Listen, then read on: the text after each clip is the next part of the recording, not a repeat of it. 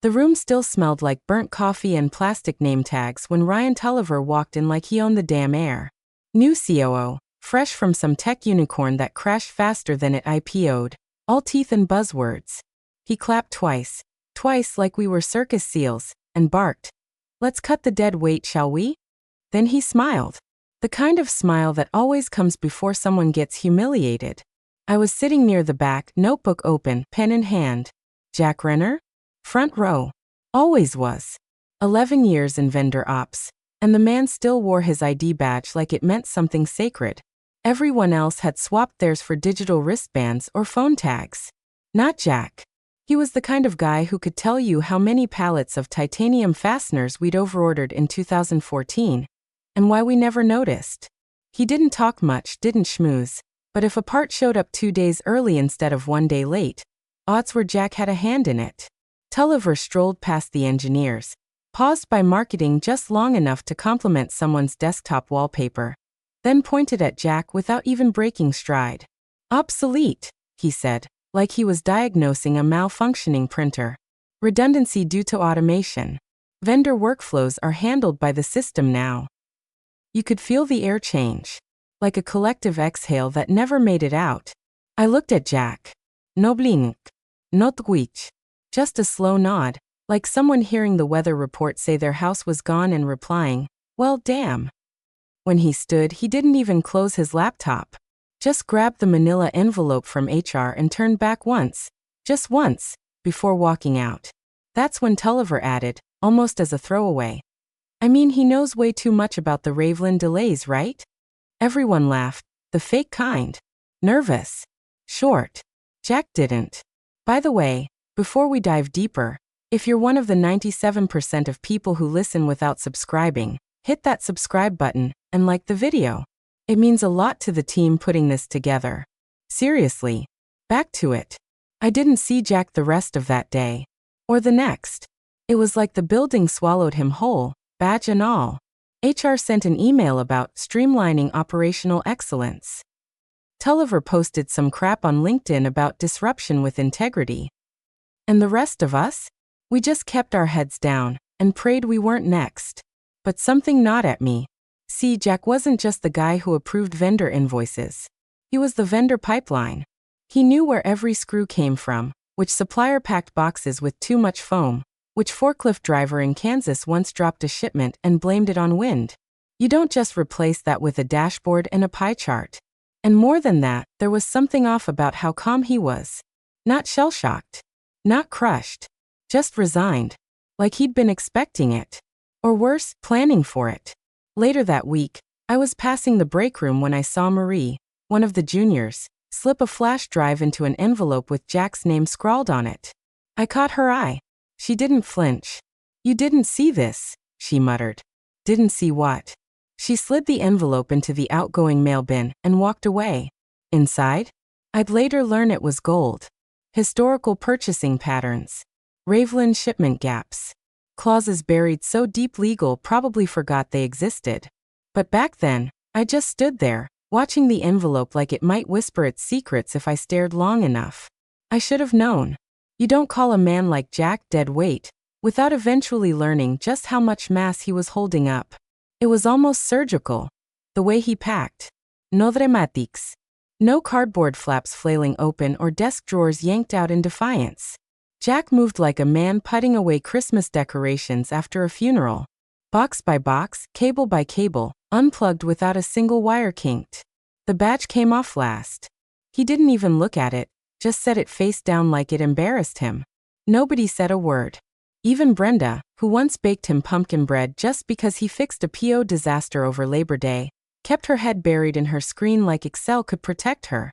We all became invisible that day. Not because we wanted to be, but because watching someone like Jack get axed made the rest of us feel like dominoes waiting for a shove. Then Marie showed up. God, she couldn't have been more than 26, still believed in synergy and impact metrics, but she had guts. I saw her walk over. Her jaw clenched like she was holding back something sharp. She didn't hug him. Just slid a black flash drive onto the top of his box. "You'll want this," she said, barely above a whisper. "Folders labeled old contracts. Just look through the red lines." Jack didn't even blink. Just gave her the same slow nod he gave Tulliver. A thank you, maybe. Or maybe just acknowledgement, like a captain saluting the last crewmate off a sinking ship. That night I stayed late. I couldn't shake the image of that flash drive. And Jack's face calm but not broken. Focused. Like he already had step 2 planned before step 1 hit the floor. I heard he didn't go home that night. Just drove. Probably to that cabin he never shut up about back in 2017. Septic's trash, but the view's a damn postcard, he used to say, whenever someone joked about going off-grid. A week passed. Then another. The shipment report started hiccuping. Nothing major, just late by a few hours. But Jack's absence felt bigger than a delay. It felt like the floor had shifted and none of us had found our balance yet. Meanwhile, the rumor mill kicked into high gear. Someone said Jack cashed out his 401k. Another swore he sold the farmland his grandfather left him. I didn't believe either at first. Jack was the cautious type. Conservative with everything, his words, his money, his coffee intake. But then I remembered something he told me after the 2020 supplier audit. The problem with pressure is that it doesn't make diamonds. It just shows you which rocks are hollow. I booted up my laptop one night and opened our shared procurement logs. Out of curiosity. Maybe guilt. Maybe both. That's when I saw it. In the 2019 renegotiation logs with Ravelin, there were flagged notes Jack had left. Internal memos. Things like, add breach clause, auto-trigger if delay exceeds 72 hours without written cause. Or, supplier discount contingent on renewal by Q3 close. Or my favorite, if vendor changes ownership, notify legal within 14 days. Failure equals breach. Things no one ever checked again once the software took over. Because automation handles that now, right? And suddenly it hit me. Jack didn't just know Ravelin. He wired our entire dependency on them like a tripwire waiting to be ignored. The flash drive Marie gave him wasn't a souvenir. It was an arsenal. And Jack Renner? He wasn't just cleaning his desk. He was loading the last piece of ammunition before disappearing off the grid. We thought we'd seen the last of him. We were dead wrong. No LinkedIn update. No heartfelt goodbye post with 10 hashtags and a filtered photo of a half-empty desk. Jack didn't even ghost. Ghosting implies you were there to begin with. He just evaporated. Like a coffee ring wiped off a break room table. HR said he left with dignity. Translation. He didn't scream, didn't cry, didn't make a scene. And that made them nervous. People who scream you can write off as unstable. People who walk out silent? They're the ones who already started something bigger. I tried searching him. Just out of curiosity. Or maybe because I couldn't stop wondering how someone gives over a decade of their life to a company and then walks away without a single breadcrumb. No updates on his resume. His GitHub page dead quiet. Even his name in the regional procurement Slack group vanished like it had never existed. The only thing I could still find was a photo from a 2016 vendor summit. Jack standing near a Ravelin booth, arms crossed listening. That same damn look on his face. Like he already knew how the whole game would play out. Turns out, while the rest of us were comparing lunch orders and pretending Tulliver's town halls mattered, Jack was making moves that didn't need applause. He cashed out his pension. Not just dipped in, liquidated. Took the penalty. Paid the taxes. Clean cut. Then came the family land. 72 acres of nothing in Shelby County. Left to him by a great-aunt with a hoarding problem and a shotgun collection. Gone. Quietly sold to a shell buyer whose name was tied to an office mailbox 2 counties over. The wire transfer was immediate. No mortgage, no inspection. Just cash and paperwork filed in ink, not pixels. That money, every red cent, was funneled into a boutique capital group out of Cincinnati called Alder Ridge Equity Partners. Sound fancy, right? You wouldn't look twice. They didn't even have a proper website. Just a splash page with a mission statement written like a whiskey ad. But if you dug through the filings, and Jack knew how to dig, you'd find something curious. Alder Ridge had a habit. They only bought into one kind of business. Distressed logistics suppliers with long-standing B2B contracts and just enough debt to make them squirm. And guess who fit that bill like a glove? Ravelin Materials. Turns out, Ravelin had been hurting for a while. inflation, freight hikes, a botched ERP upgrade, and a lawsuit with a former co-founder over intellectual property rights. They'd been sending signals, quiet ones, looking for capital but without the stink of desperation. They didn't want a bailout. They wanted a lifeline no one would question. Enter Alder Ridge. Or more precisely, the silent partner behind Alder Ridge, listed in the papers only as J. Renner Holdings LLC. It was the kind of play you only saw in movies. But Jack? He wasn't trying to be slick. He was trying to disappear in a way that made him reappear somewhere else, with leverage. By the end of his second month post-Coltrane, he bought 18% of Ravelin. Just enough to get eyes on the books. Not enough to spook the board. That came later. And here's the kicker. Nobody at Coltrane knew. Because the systems Jack built, the reports he curated, the supplier dashboards he maintained, they all still functioned. Still auto-pulled from outdated spreadsheets. Still ran on the illusion that automation meant intelligence. No one realized the man behind those systems had moved upstream. While Tulliver posed for a Forbes article about streamlining legacy workflows, Jack was sipping coffee in a converted warehouse loft, reading breach clauses he wrote 5 years ago. Only now from the other side of the table. And the irony? Coltrane still thought they held the cards. Still thought they were the whale, and Ravelin the remora. They didn't know the remora had teeth now. And that it had a new handler. A silent one. With no social media. No press. No fingerprints. Only motive. And time. Tulliver strutted through the office like he'd just solved world hunger with a headcount reduction. Lean is clean, he told anyone who'd listen. The man even held a town hall with cupcakes shaped like dollar signs, gloating about the company's trimmed operating expenses and historic vendor efficiencies. You'd think he'd invented Six Sigma and baptized it in the conference room sink. Meanwhile, down at the bones of the operation, things started to shift, subtle, slow, but unmistakable if you knew what to watch. Ravelin's shipments didn't stop, but they moved like molasses in January. SLAs that used to snap like clockwork started wobbling. A 3-day fulfillment window became 5, then 6. But the system, Jack's old system, buffered the data just enough to make the trend look like an anomaly, not a pattern. And while Tulliver was out slapping his own back and talking about synergy metrics, Jack was making his third buy-in. It started quiet. Just 18% through Alder Ridge.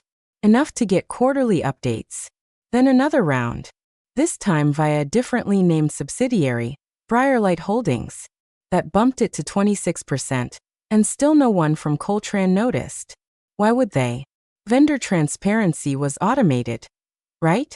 But the last acquisition, that's the one that changed the game. A tired investor from the original Ravelin board, a guy who'd been riding the dividend wave too long, finally cashed out. Jack took the 26% chunk off his hands through a third proxy firm registered out of Delaware, all perfectly legal and brilliantly dull on paper. 52%. Majority control. Not loud. Not splashy. He didn't walk into the Ravelin boardroom with fireworks. He dialed into a video call, said good afternoon, and laid out a transition plan that made everyone look competent for accepting it. He didn't fire anyone. Didn't demand anything drastic. He adjusted leadership incentives, restructured 3 legacy contracts, and quietly inserted a clause that routed all significant order change approvals through a new executive desk. His desk. And then, a few days later, buried in the middle of an industry supply chain blog, a quote surfaced. We're focusing on reliability, not just volume. The new ownership strategy emphasizes precision relationships over dependency. It was a throwaway line, harmless to anyone who didn't know what Ravelin's dependency was. But I knew. And when I saw it, my stomach dropped. Because I'd spent enough time in ops to know what precision relationships meant. It meant tighter scrutiny, prioritization, power shifting from customer to supplier. And Coltrane, we were about to learn what it felt like to be treated as optional. What made it worse? Tulliver had no clue. He was busy posting a grainy selfie on his company feed with the caption, "Another week, another win. Hashtag efficiency matters, hashtag modern leadership." Someone commented with a clap emoji. Another with a fire emoji. I just stared at the screen like I was watching a man sleepwalk toward a cliff. Jack hadn't made a single public move. No social noise. No press. He wasn't in this for revenge, at least not yet. This wasn't vengeance. This was reclamation. He wasn't trying to humiliate Coltrane. He was just taking back what they never understood he owned in the first place. The first delay barely registered. Q3's major shipment, 1,200 units of high-grade composite brackets critical for the medical device line, was due on a Tuesday. Didn't show. Not Wednesday either. By Thursday, panic started trickling into the corners of Slack channels and Zoom calls. Logistics blamed customs. Customs blamed the freight carrier. The tracking number updated just enough to keep people from breathing fire. But anyone who'd worked with Ravelin for more than a week knew they never missed Tuesdays. Ever. Tulliver, of course, didn't see nuance. The moment his dashboard turned yellow, he stomped into the ops bullpen, clapped his hands like a kindergarten teacher, and shouted, "Vendor incompetence is a you problem if you chose the vendor." Which was rich, considering he'd never even reviewed a vendor contract without someone holding his hand. But there it was, his MO. Deflect down, look up, smile sideways. The ops team scrambled. Elise, one of Jack's old direct reports, stayed overnight trying to reroute parallel shipments. She hadn't taken a day off in 6 months. She was good, scary good. And if anyone knew how to pivot under fire, it was her. Friday morning, Tulliver walked into the 9 a.m. sink with that smug grin and a pink slip in hand. Said it was a tactical reset. Said Elise had mismanaged expectations. Said it with no goddamn soul in his eyes. I wasn't in that room, but I saw her afterward, box in hand, eyes dry, jaw set. She didn't even look surprised. Just tired. Like someone who finally realized effort was never going to be enough for people who saw headcount as numbers instead of names. I saw the photo of her and Jack still taped inside her locker door. A dumb snapshot from a team barbecue 4 years ago. He was holding a hot dog like a cigar. She was flipping him off. That night, somewhere not far from where she packed her things, Jack was reviewing the second shipment in the queue. Order flagged. Not for damage. Not for documentation. Just, pending review. He didn't have to touch it. Could have left it alone, blamed the system, moved on. But he didn't. Instead, he logged into the new priority dashboard Ravelin had quietly rolled out under his direction. One that rerouted non-preferred accounts into manual oversight unless prepayment was received or a relationship executive approved the release. He hovered over the approve button, paused, then clicked hold. That was the moment.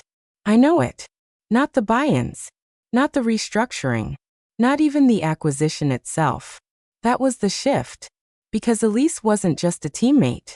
She was the kind of person who sent cookies when someone's kid was sick.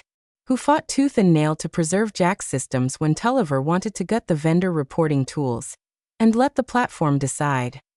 She wasn't collateral.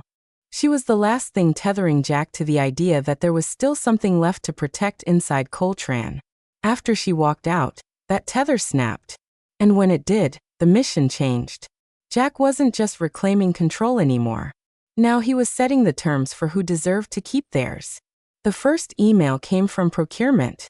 Subject line: Urgent, request for Ravelin escalation. It landed in Ravelin's shared inbox at 8:42 a.m. on a Wednesday. A polite nudge about a minor shipping disruption, and a keen interest in resolving outstanding coordination items. No panic yet. Just that passive-aggressive corporate tone that pretends the roof isn't on fire while the walls are already smoke. Jack read it from his tablet, boots kicked up on an empty desk in what used to be Ravelin's break room. He sipped lukewarm coffee from a mug that said, "I fix what you break," and didn't answer. The second email came faster. This one from Tulliver's assistant, with more caps lock and less charm. Follow-up. Immediate response requested. Coup available for call. It also went unanswered. The third was a direct call to Ravelin's reception line. The rep, new girl, 2 weeks in, followed protocol and sent it to voicemail. "We'll have someone reach out." She didn't ask who Jack was. Just handed him the transcript like it was junk mail. Coltrane didn't know it yet, but they were in freefall. Tulliver paced our hallways, muttering things like breach of contract and legal teeth. He even marched into legal's office and demanded we prepare a letter of noncompliance. Said we'd sue for lost profits if Ravelin didn't honor the cadence of our historic partnership. Historic. As if cutting Jack like a tumor hadn't severed the very nerve that made that partnership function. That same afternoon, Jack authorized a policy update in Ravelin's vendor management system. It was small, quiet. Just a new drop-down requirement on Caltron's client profile. Prepayment required. Manual owner approval before release. No red banner. No all-hands memo. Just an invisible shift in weight. Like flipping a switch in a submarine engine room and waiting for the pressure to change upstairs. 2 hours later, a shipment was flagged. No payment. 3 hours later, someone in Caltron's fulfillment team called the freight carrier. They said Ravelin hadn't released the order. Ask your supplier, the carrier replied flatly. The next day, I overheard the head of procurement asking why our buyer's discount had disappeared from the portal. The system had auto-deauthorized it, citing relationship downgrade. That term hit me like a slap. Because relationship downgrade didn't exist until Jack invented it. It was buried in a clause meant for onboarding new clients with high volatility, clients who posed financial risk if granted standard net terms. It wasn't supposed to apply to legacy contracts like ours. Unless someone changed our status manually. The silence grew louder with every call that wasn't returned. Ravelin began rescheduling meetings with vague reasons. Our executive team is unavailable. There's a transition in leadership we'll need to navigate first. The polite corporate stall tactics, used like scalpels. Tulliver tried to flex. Fired off a cease and desist draft. Threatened arbitration. Said we'll make them come crawling back when they realize we're their biggest client. He didn't realize Jack had already done the math. Caltron made up 42% of Ravelin's volume, sure, but barely 19% of the profit. Jack had known that for years. Hell, he wrote the report that said so back in 2021. And now, sitting in the heart of the very supplier Caltron depended on, Jack finally felt something settle in his chest. Not anger. Not satisfaction. Stillness. The kind that comes when you're not chasing approval anymore. When you're not holding your breath waiting to be heard. He was being ignored for the first time in his life. Intentionally, methodically. And it felt like power. They used to pretend he wasn't in the room. Now he didn't need to be. It happened at 8:07 a.m. on a Monday. The kind of Monday where the coffee tastes wrong, and the server logs blink just a half-second slower than usual.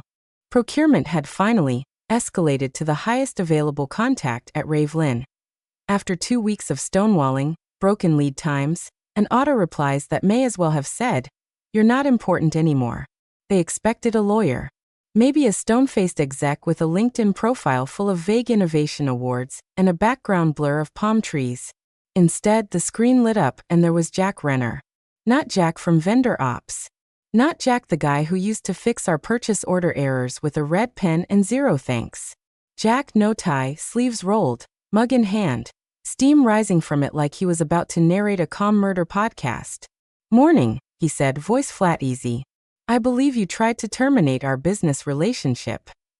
He took a sip. Let the silence settle in. Consider it mutual. No es mai. No raised voice. Just that steady, bone-deep stillness that tells you you've already lost, and the person you wronged doesn't even need to raise their voice to bury you. The room froze. I swear I heard someone inhale and forget to exhale.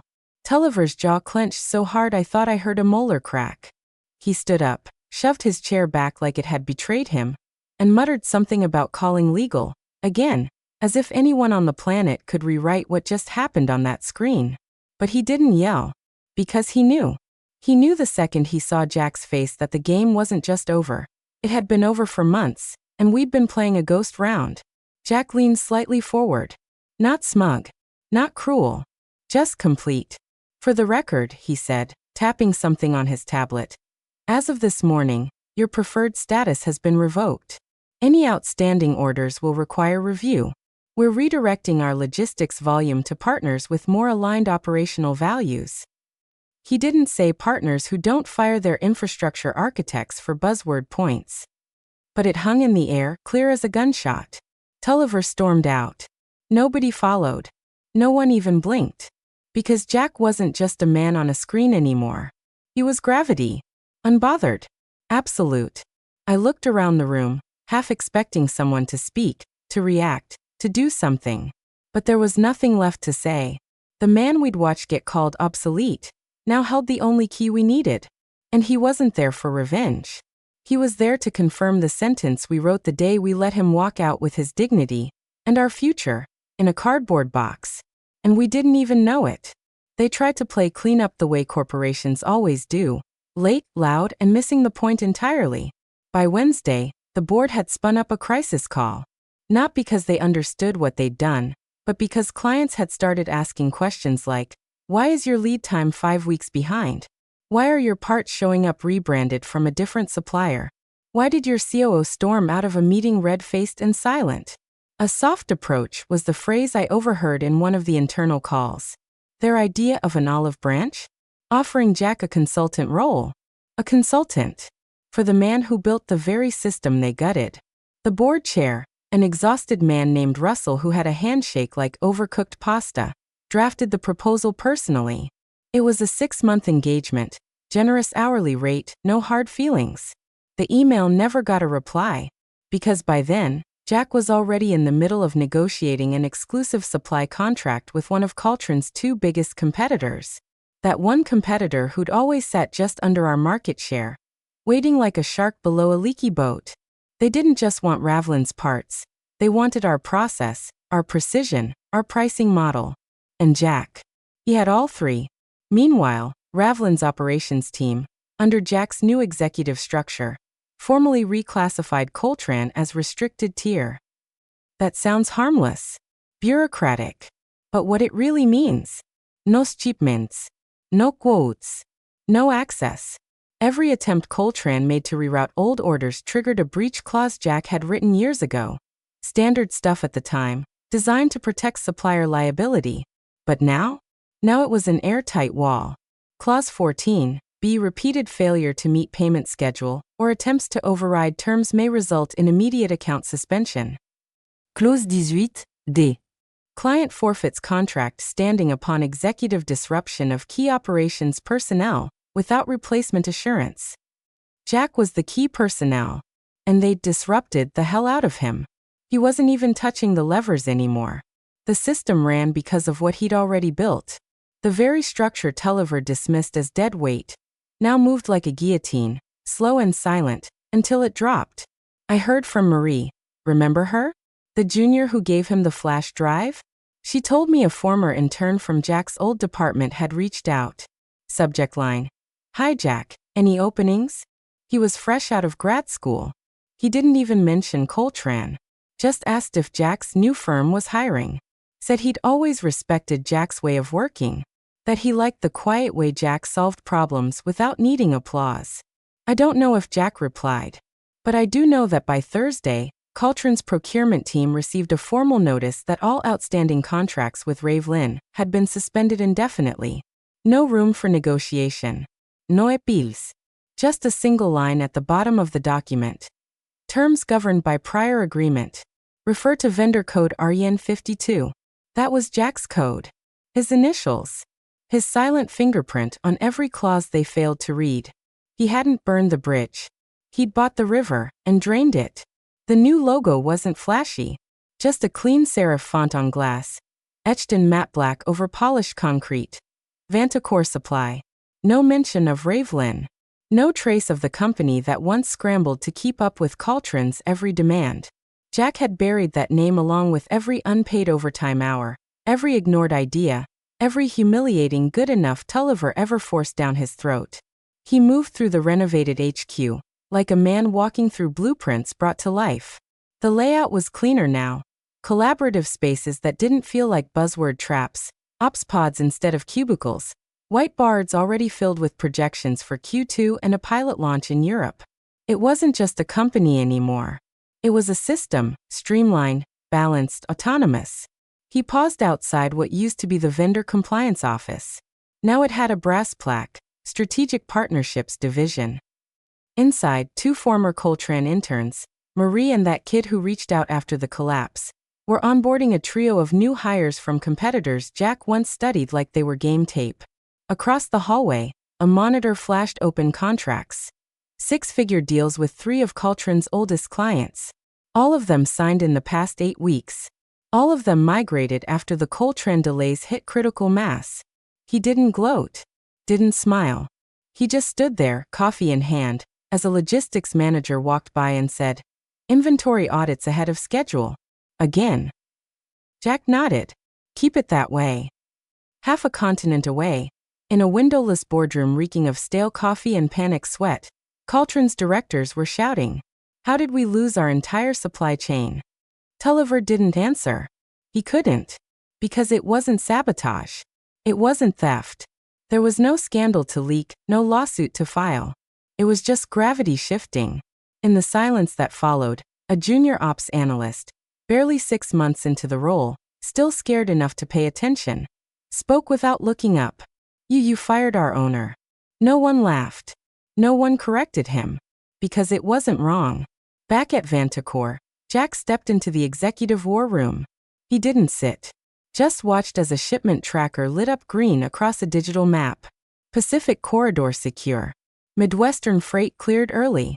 East Coast dispatch showing 98.6% delivery success. He didn't say much these days. Didn't need to. But that afternoon, as he walked past the server room, where his old dashboards had been rebuilt from scratch and renamed Renner protocols, someone behind him asked, half-joking, "What was it they used to call you at Coltrane?" "Dead weight." Jack didn't break stride. His voice was low. Even. Not bitter. "Dead weight doesn't sink," he said. "It waits. And then it anchors you."